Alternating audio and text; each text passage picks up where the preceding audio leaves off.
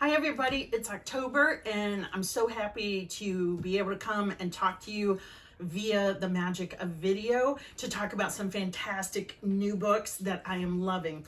Every month when I try to put together what I want to talk about, I realize that one book has led me to another, and another. So I'm going to show you how my thoughts were connected this month.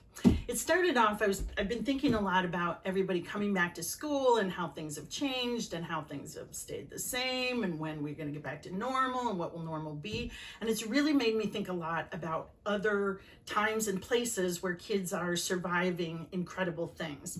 That brings me to Show Me a Sign. This is a book that I may have talked to some of you about last year. It's about a girl, I want to say in the 1800s on Martha's Vineyard, and she is deaf. And she has a particular kind of sign language that everyone on the island of Martha's Vineyard knows. They have a really large deaf population. Nobody's quite sure why, but deaf people and hearing people are completely integrated into their society on Martha's Vineyard, which is very different than how it is in the rest of America, where deaf people are often thought to be unable to learn and to communicate. So she is stolen from her island by a doctor who wants to study her and try to figure out how it is that she can be so capable and that the people on her island has developed this sign language. I got so into this book that I had to go online and start looking up what part of this is real, what part of this happened. And in fact, there really was a particular kind of sign language on Martha's Vineyard. And not only is the story amazing for that aspect, it is an incredible adventure story as she tries to escape with no help whatsoever, looking like it's coming. There is a brand new sequel called Set Me Free. This book just came out. Mine's an advanced copy, and it picks up her story and takes it to another adventure. Another book from the past, and I know they're hard to sell, but I'm telling you, these read so fast and amazing, is Prairie Lotus. This is the story of Hannah, and she lives in the western part of America, and her mother has died. Her mother was Chinese. Hannah is half Chinese at a time where Chinese people faced incredible discrimination. So when she and her father moved to a new town and tried to open a store, she is hidden away so that people don't treat her unfairly. Of course, everyone eventually finds out and the story takes off from there. Hannah turns out to be the most amazing, strong, clear-headed young woman. She's truly a survivor. Some more recent books, or books that take place in more recent times, are Res Dogs and Sunny Days Inside. You can see they're not big books, but fantastic books about when they were told to shelter in place, a group of kids in their apartment building, their stories, how they got along, how they struggled, and what they learned eventually. And Res Dogs takes place on an Indian reservation and is about a girl who is stranded at her grandparents' when the stay in place order comes. And so she talks about how her dog is the one thing that keeps her going. This is a novel in verse. If you haven't read these before, they go really quick and the story is amazing. So we get the past, the present, and of course the future, The Lion of Mars. This is about a kid who, as a baby, was orphaned and then chosen to be one of several kids who go to live on Mars in a space station there and learn all they can about what life on Mars would be like. There is an American station, there is a Russian station, there's a French station, but they don't talk to each other anymore because in the past they've had some fights over information and territory. But when this boy realizes that everyone in his American station is falling ill, that all the grown-ups are getting sicker and sicker and they need help, he has to find a way to communicate with the other two stations. So they start out alone and end up relying on each other.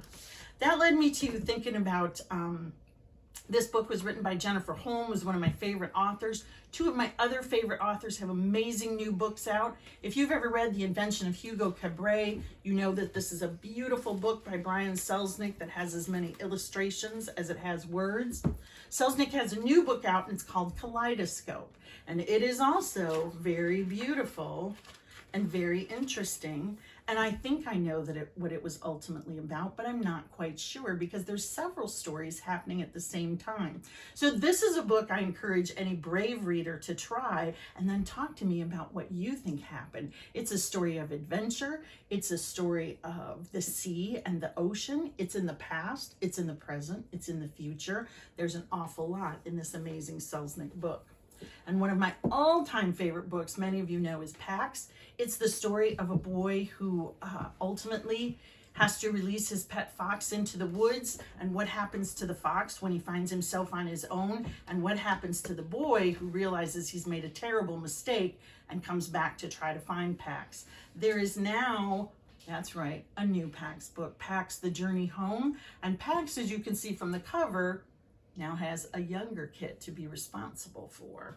So if you love an animal adventure, and this one will tug at your heartstrings a little, there they are.